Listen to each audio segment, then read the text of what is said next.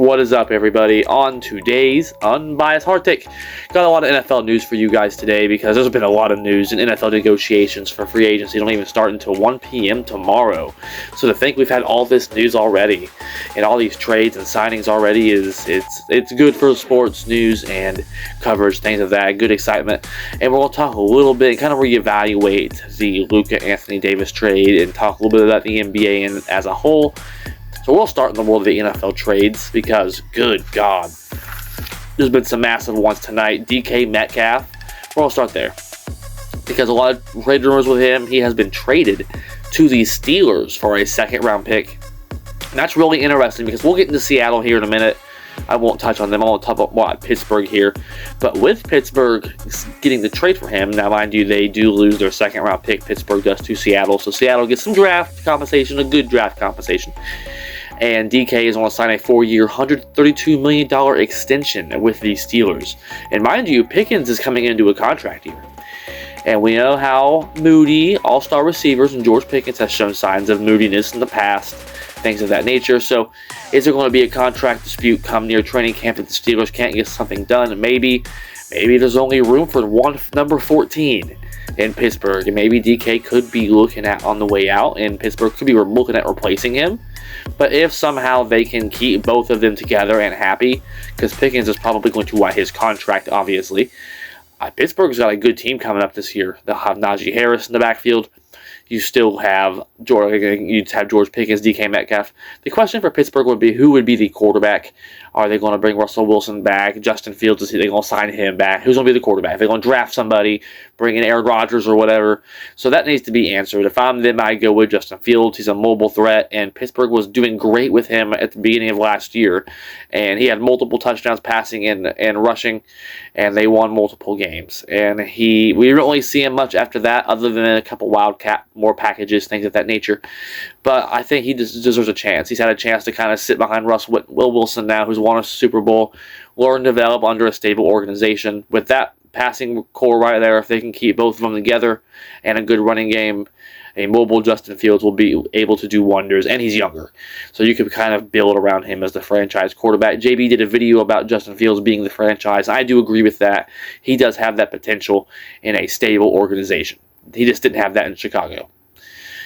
Then moving on, Davante Adams, more receiver news, because Davante Adams, who was released by the Jets, so he can sign before the negotiation period. He's not a free agent, technically. He was a release. Davante Adams, a 2-year, $46 million deal with the Rams. And I heard reports that he wanted to stay out on the West Coast, so that makes sense. There was talk of him to Green Bay, a veteran receiver, but that didn't ultimately end up winding up. The reunion didn't happen. It was too good to be true.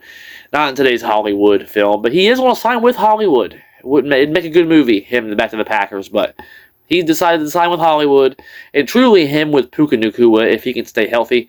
And he had sort of an injury-ridden season last year, Puka did, so we'll monitor his injury health. But if he's a healthy player, we obviously see what he can do in his rookie season. So pairing him up, Davante Adams is still a top 3 receiver in this league. I mean, my God, with the Jets and the Raiders last year, 2 abysmally ran clown show franchises, bottom-feeding franchises. Over 1,000 yards receiving again. Again, he's still one of the best receivers in the NFL.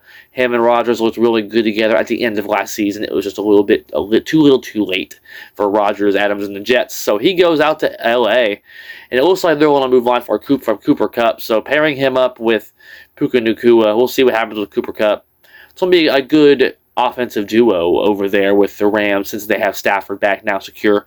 Kyron Williams is still their running back, and he's one of the best underrated in the league, in my opinion. All-pro running back. So I'm excited to see what the Rams can do. They're going to make some noise. Sean McVay with Davante Adams is going to be an outstanding combo. If Davante's putting up 1,000 yards with the Jets and Raiders, I can imagine what he's going to do with Super Bowl champion Matt Stafford, young Puka Nacua beside him, and Sean McVay's offense. Hall of Fame future Matt Stafford, also Kyron Williams at running back. It's a good team right there, Super Bowl contending possibly. So, good move for the Rams there. Then moving on, we're going to talk about Geno Smith, because he was traded a couple days ago to the Raiders in exchange for a 3rd-round pick in this year's draft. So Seattle seems to be in more of the rebuilding mode. They've gotten rid of their quarterback, Geno Smith. They've now gotten rid of, they actually released Tyler Lockett, one of their longer-term receivers that have been there a while. Traded DK. Geno's been traded. They're getting a lot of draft compensation back, so they seem to be rebuilding. They do have some pieces. Walker at running back, Smith and Jigma, things of that nature. So they do have some pieces. Who's going to be the quarterback? Seeing rumors today, Aaron Rodgers could possibly be an option for Seattle, who's rebuilding right now. And Geno to the Raiders, that really helps their chances. They did release Gardner Minshew. When they had Aiden O'Connell, I'm a big Purdue guy, basketball, football, Purdue loyalist. And Aiden O'Connell is a good backup quarterback in the NFL. He's a good role filler, kind of come in and finish a game, mop up duty for. He's a good backup in the league. He's a steady backup, win a game or two for you. But he's not a starting caliber quarterback in the NFL. I hate to say it. There's worse things to be than a second-string quarterback in the NFL. It's not a hate on anybody. It's just the truth. And Geno Smith, I mean, last year, he's been to Pro Bowl twice now, rejuvenated his career with the Jets. And Pete Carroll, now the coach of the Raiders, gets a familiar face. So last year, the Seahawks were 10-7, but missed the playoffs. The NFC was more competitive than you realize. Like, the reason the Packers got in the playoffs over Seattle was because of their win over Seattle in Seattle. So that was really the ultimate reason. Seattle was 10-7 last year. Geno Smith completed 70.4% of his passes, had 4,320 yards with 21 touchdowns, 15 interceptions. Geno Smith is not a top 10 quarterback in the NFL, but he is a above average, very good quarterback starting. A B on his best day and a C+ on his worst day. Geno's a good quarterback. He can get you to the playoffs. He can get you a winning record, and it's definitely an improvement for the Raiders, who really need some stability at that position.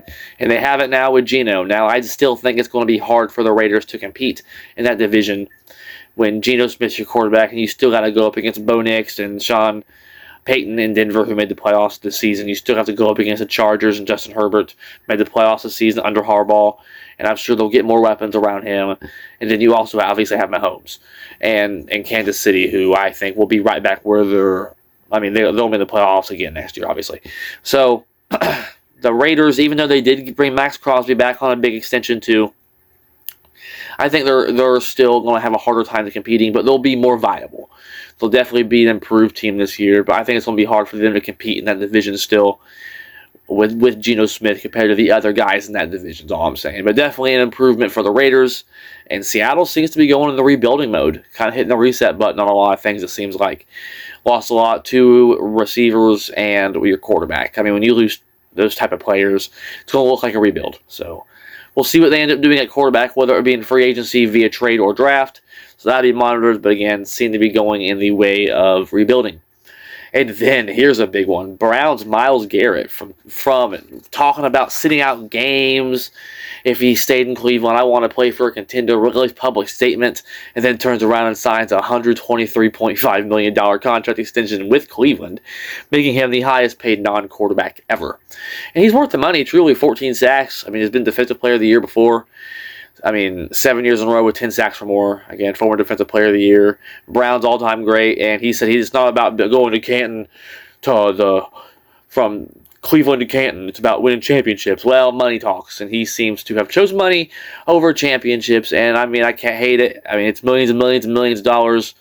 And all that money, life-changing money to help your generations and your family moving forward. I can't hate on that, whatever, but priorities have been shown, and whether you support that or not, it's just, he's not going to win a Super Bowl in Cleveland, obviously, anytime soon, with Deshaun Watson, that being a mess there. Restructured his contract recently, and Nick Chubb didn't look like himself last year, so we'll see what ends up happening with Cleveland, but, money talks, and this right here proves it, that it can literally go from I don't want to be here at all, releasing public statements, to I'm back, I got that money bag. I get it. I really do. I get it. I'm more of a team guy personally. No one's ever offered me $123.5 million. I don't know what I would do. I'm not going to pretend here and pretend to be and something I'm not. I'm not on to be hypocritical here. So, I get it. I do. So that's all I got to say. And then Josh Allen also signed a contract extension with Buffalo, signing him through 2030. That's approximately $60 million a year, making him the highest paid player in the NFL. He is the league MVP this year, but he can't beat Mahomes in the playoffs. So really, that much money, highest paid player in the NFL, and that should be Saquon Barkley or Jalen Hurts. They won the Super Bowl. Beat Mahomes, something you can't do. I get it. You want to tie your franchise quarterback down. He's happy. He's paid. But now that he's paid, you're going to have a hard time paying these free agents to support your player, defensive players, offensive linemen, good running backs. You're going to have a hard time paying these guys now because you signed him to a long-term deal. He can change the tides. Peyton Manning was known for being a playoff-choking quarterback too, and he changed it. He changed it and won a Super Bowl against the Bears. Josh Allen still has a chance to do the same thing. But I'm just sticking to it right now that he's not even a top 3 quarterback. I've done a video on that on my top quarterbacks. Jalen Hurts is number 2. He won the Super Bowl. Joe Burrow beat Mahomes. He's number 3. Lamar has more MVPs and better statistics and more MVP awards, all that good stuff. So he's number 3 in that list. 4 on that list, excuse me. And then Josh Allen's number 5. It's just he's a top 5 quarterback, but he's number 5.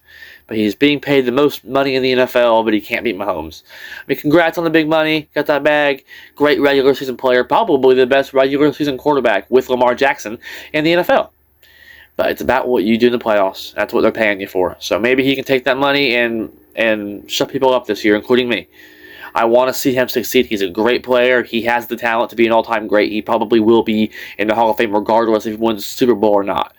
But his talent deserves a Super Bowl. He needs to do better in the playoffs. That's all I'm saying. That's what you're judged on. Number 5 in the NFL. And really, that's all of the NFL. But, I mean, my God, free agency hasn't even started yet, guys. I mean, negotiation period aren't until tomorrow at 1 p.m. So, a lot of interesting things. Noteworthy, the Packers did sign Brandon McManus back as well.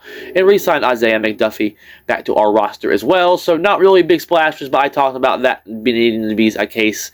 The Packers had kicker struggles for a long time. JB can contest to that. It was a struggle for me. So, McManus being back, he stabilized the kicking position last year for us. Made multiple game-winning field goals. Won a lot of games because of him. So to have him back and then bringing back Isaiah McDuffie, who was a very good, solid linebacker for us last year, to bring them two back sort of helps our chances this year. And interested to see if Green Bay does much. I don't really expect them maybe to be in the market as much this year. Last year they were very active, but the Packers being active in the free agent market is very rare, and I don't really expect much. Maybe resign some guys, some lower end, not so hot free agents maybe. So maybe something along that lines, maybe at best, I think. But the Packers are more of a draft-developed sort of organization, and that's what it's been historically, even in my fandom, going back to 06. So that's what I expect moving forward from the Packers and whatnot. Re-signed a couple of our guys, good to see. So we'll shift over to the world of the NBA and talk about, again, that... I feel bad for the Mavs because we're going to reevaluate now the Anthony Davis and Luka Doncic trade. I think it's safe to say that the Lakers have now won that trade. They're now number 2 in the Western Conference currently with the Luka trade. LeBron is now out for a few weeks. That's to be monitored, but he looks to be back before the playoffs. So nothing catastrophic like Dallas has faced, because let's face it here, guys. Dallas, their first game with Anthony Davis, he gets hurt. And there's been reports coming out, Shams reported, that he played 1 game for them, and his return for this season is up in the air because it's a soft ligament issue. So he might not even play again this season. Kyrie Irving tore a ligament. He's in his 30s as well. So I said that Dallas could have capitalized in the near future on this trade. Pairing Kyrie and Anthony Davis up for the next year or two could have won you a championship, possibly, had they been healthy. But that's been a big question mark, and here we have the answer now. The answer is no, they cannot stay healthy. It's that simple. Because now you have 2 30-year-old stars who need rehab on ligament issues. That's not a place you want to be. And Gafford has been injured as well. It was a lot of excitement placing him beside Anthony Davis so he could play the forward position again. And it's disappointing because it's bad for basketball, because I wanted to see what this Dallas team could have done. But injury-prone 30-year-old superstars who are probably past their prime. And Dallas may have made the mistake of a lifetime, because now Luka's playing good in LA, and they're the number 2 seed currently. And LeBron's injured right now, yeah, but he'll be back in a few weeks. They still have Luka. They still have Austin Reeves. They'll be fine. They're still going to win some games with them, so they're going to be a playoff team this year. So we'll see if they can make some noise. Lakers could be back to being contenders again, and the Celtics currently a top team in the East as well. So NBA is better when the Lakers and Celtics are good. So the Cavaliers obviously the Thunder have the league MVP probably this year with SGA. So a lot of good things happening in the world of the NBA. We'll continue to monitor that. A lot happening with basketball coming up, and in March Madness will be coming up. So keep an eye out for me and JB's March Madness bracket. Obviously, that'll have to wait till after conference championships. Purdue ended another very good season this season, looking like we're going to end the season ranked. And I've seen some projections on brackets. I'm not big into that, but Purdue's looked at to be a number 4 seed currently. So a little higher, a little lower, depending on how the polls end up and all that good stuff. So Purdue looking to be a tournament team again this year. So they lost Edie, but I said Purdue would be in the thick of things, end up making the tournament, and I'm looking to be correct.